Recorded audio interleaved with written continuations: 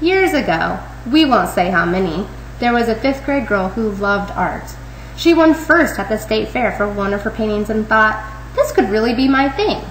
That girl was me, and this is my journey to becoming an art teacher. Buckle up, there are lots of twists and turns. I was loving art.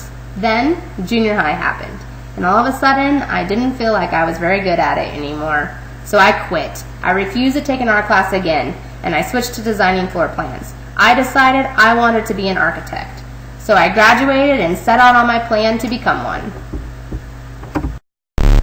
I chose the University of Lincoln as my first step. I majored in architecture.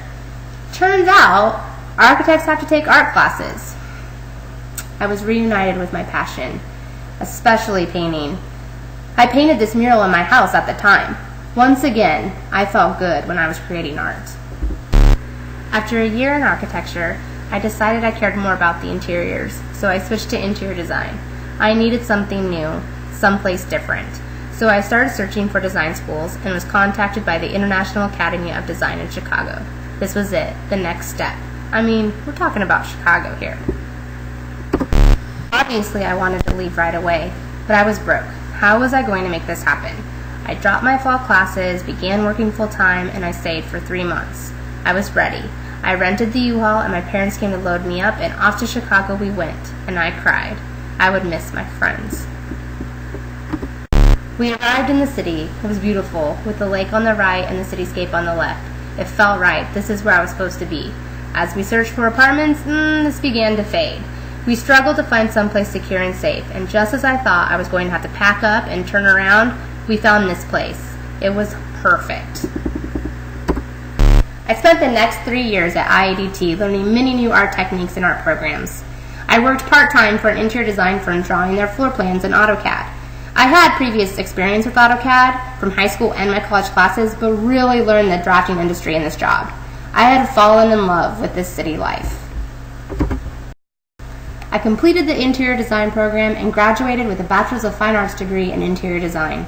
The firm I had been working for offered me a full-time position, but I didn't take it. I didn't feel Chicago was where I wanted to stay, and I knew if I took the job, I would never leave. So I pondered, should I move to Denver near my parents or start a new adventure? So I did some research. Which cities in America had the most job opportunities for interior design? Dallas was at the top of that list. And Dallas was hot. Sold. So my family came to Chicago, packed me up again, and we headed for the south. And I cried. I was sure going to miss Chicago. Jobs weren't as easy to find in Dallas as I had hoped for. A month after arriving, I was still jobless and feared I may have to find a retail job just to survive. Then it happened. I got the call, and Sawyer Design Associates hired me. For the next 2 years, I worked in AutoCAD drawing design sets for the firm. The job was tough, the hours were long, they tore me down to build me up again.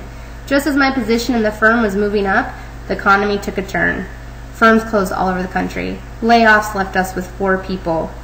My pay was cut, my benefits were cut. Luckily, I had my fiance to support me. I had to find a new job. My fiance worked for Archer Western Construction at the time and told me they were hiring marketing people. I revamped my resume and I sold my skill set to the marketing industry. And believe it or not, they hired me. My job here was to create proposal sets for design build projects. My Adobe Suite and writing skills really improved in this position. Then tragedy struck. My husband's father died suddenly. The farm needed him. So we packed up our lives and our dreams, and we moved to rural Nebraska. What was a girl with an interior design degree going to do here for a job? It looked bleak. To lighten the mood, we would joke that I was retiring.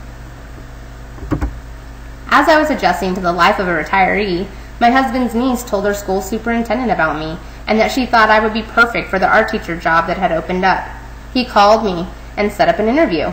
Surely they wouldn't hire me. I had 0 classroom experience, but 2 days later, they shocked me with a phone call that said I had the job.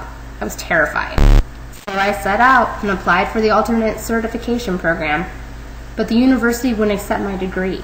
They said it wasn't nationally certified. I thought, I'm just going to give up. But no, I had worked hard for that degree, and after many phone calls, I was able to prove that my degree was legit. And so it began. My first year, I was overwhelmed, working late nights with classes and creating lesson plans. I often thought, what have I gotten myself into? Then another setback happened. Desi wasn't going to approve another year of my certification unless I completed 4 art classes and passed my praxis that summer. Eek. So at 5 months pregnant, while building a house and living with my mother-in-law, I did it. I drove 4 hours every day that summer and completed those 4 art classes. I also passed the praxis the first time. Phew. There was no doubting or turning back now. This gal, she was going to be a teacher. My second year of teaching, I had a baby, which comes with a whole new set of challenges, like planning for maternity leave and taking teaching classes while caring for a newborn. Not to mention, my principal had my room moved to a bigger space, so I was busy unpacking and creating a whole new art room. But at least my lessons were developing into an actual art curriculum. My third year, I had 2 art classes left to complete. I searched for independent studies since I was teaching full-time. So I drove to KU in the fall for one class, and then to Lincoln in the spring for the second one. I wrapped it up right before the birth of my second child. I was officially a certified art teacher. I look back at all the struggles and setbacks and think, wow, what a journey. It has been the longest, toughest journey I have ever been on. But I wouldn't be who I am today without it. Finding that career that you love to go to every day is tough and totally worth it.